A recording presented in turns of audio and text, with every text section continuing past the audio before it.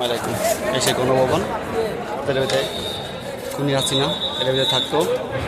এতগুলো মানুষের জীবন ঘুরিয়া সে এখন পলাইছে এই সেই জায়গা এর ভিতরে ঢুকছি ভিতরের কয়েকশো দরজা আছে একটা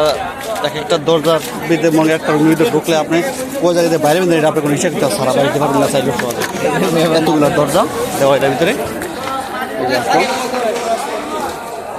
মানুষ আসতেছে কালী ঘুরতে আছে অনেক মানুষ আন্দোলনটা বাংলাদেশের মানুষের মনে অনেক স্বস্তি শান্তি ফিরে আসছে আলহামদুলিল্লাহ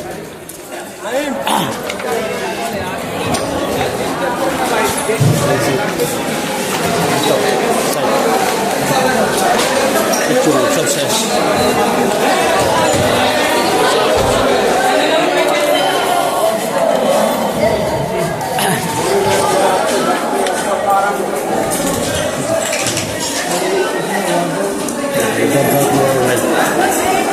কোনো বাইরে কোনো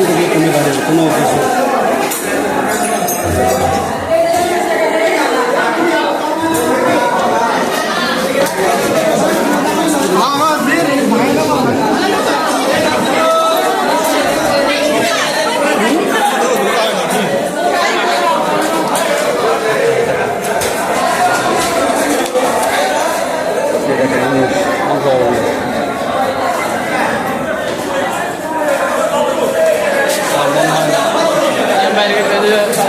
আমার জিন্দগি শেষ হয়ে গেলে এই জায়গায় আসতে পারতাম এই গণভবনে কোনো সময় ঢুকতে পারতাম বাস আসতে পারতাম